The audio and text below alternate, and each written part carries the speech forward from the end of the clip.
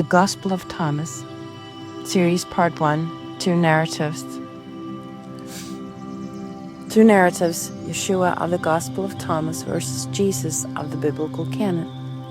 For centuries, spiritual seekers and scholars have wrestled with the profound differences between the Yeshua revealed in early mystical writings, such as the Gospel of Thomas, the Gospel of Mary, the Gospel of Philip, and other texts discovered in the Dead Sea Scrolls from 1947 and the Nag Hammadi Library in Egypt, 1945, and the figure commonly presented as Jesus in the canonical Bible. These differences have led many to argue that the two portrayals reflect entirely different traditions and intentions. In the hidden text, Yeshua appears as a master of inner awakening, a revealer of divine knowledge, and a guide who points every soul toward the kingdom within, emphasizing personal transformations and direct connection with the Creator without priesthoods, institutions, or mediators. In contrast, the Jesus narrative shaped by the Roman Church presents a figure who functions with a structured theological system of sin, sacrifice, and institutional authority, an interpretation that conveniently reinforced the Roman Empire's spiritual and political hierarchy. This tension has fueled the belief that the Roman Church reshaped, edited, and canonized a new narrative not to preserve truth, but to consolidate centralized power and religious control, effectively replacing Yeshua's liberating message with doctrine easier to regulate and monopolize. The suppression of alternative early writings is not merely a historical footnote. It plays a central role in understanding how the canonical story emerged. Many of the early Christian texts, later deemed heretical or dangerous, were not rejected because they lacked authenticity, but because they challenged the authority of Rome. These texts, especially the Gospel of Thomas, with its profound emphasis on self-knowledge, divine identity, and inner enlightenment, directly undermine the idea of a church-controlled salvation system. Likewise, the Gospel of Mary and the Gospel of Philip elevate spiritual gnosis, personal revelation, and the sacred role of women, all of which threaten the patriarchal and hierarchical model the Roman institution insisted upon.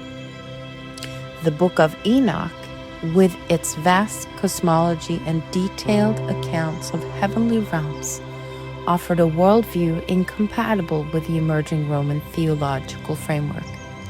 As the empire sought to forge a unified state religion, such independent, mystical, and empowering narratives were considered destabilizing. Thus, councils were convened, doctrine standardized, and entire libraries of alternative teachings were burned, buried, or condemned in order to ensure the Roman version of events, complete with its revised character of Jesus, became the unquestioned foundation of Christian belief for centuries to come. The rediscovery of these long-suppressed texts in the mid-20th century reopened a door that had been forcibly sealed for nearly 2 millennia. Their emergence has allowed modern scholars, theologians, and truth seekers to compare these ancient voices side by side and notice the stark contrast between the inner path wisdom of Yeshua and the institutionalized narrative of Jesus. The Gospel of Thomas reveals a teacher who tells people that the kingdom is within and all around them, that enlightenment comes through awakening, not ritual, that each soul carries a divine spark capable of remembering its origin. This stands in sharp contrast to the Roman constructor doctrine, which centers salvation around obedience to the church, belief in a specific sacrificial narrative, and submission to ecclesiastical authority. These hidden texts expose the truth that the Roman narrative was intentionally engineered to redirect humanity away from divine self-realization and toward a system that made the church the exclusive gatekeeper of spiritual truth.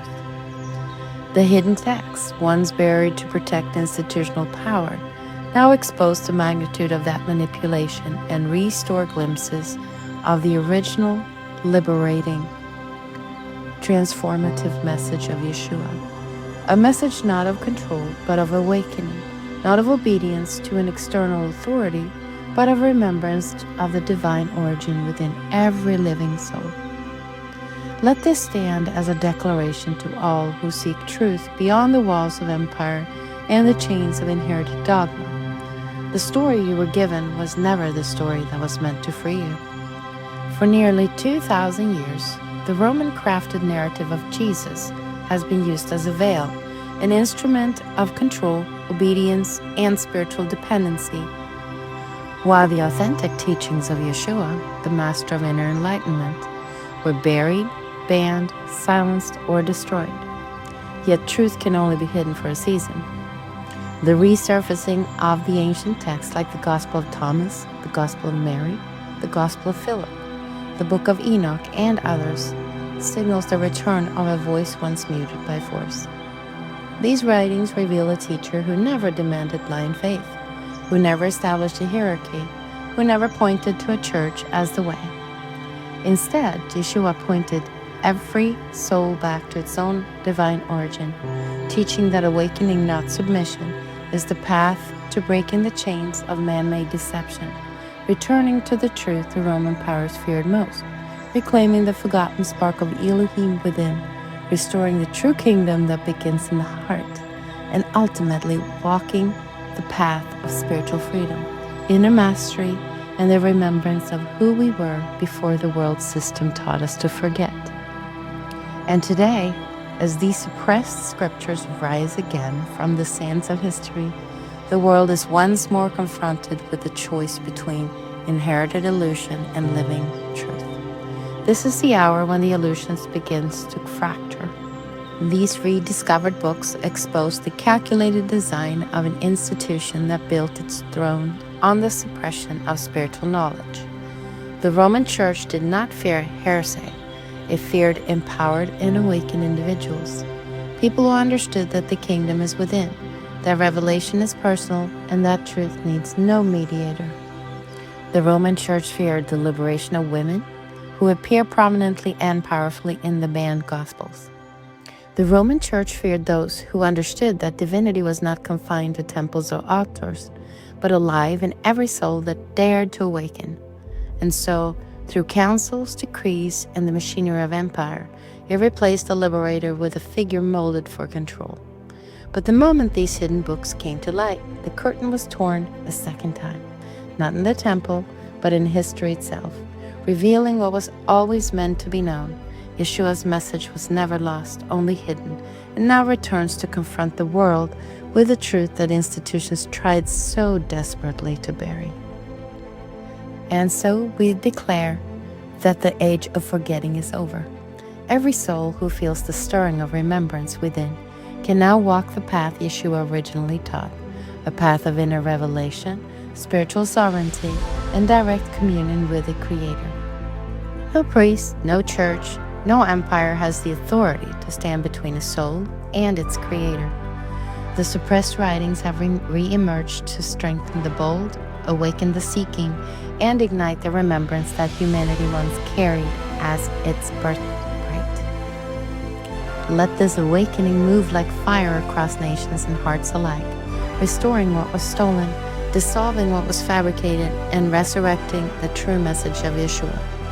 The rise of the forgotten Yeshua is the rise of every soul who chooses truth over tradition, revelation over ritual, and divine remembrance over human control. The time has come to reclaim what was taken. The time has come to awaken.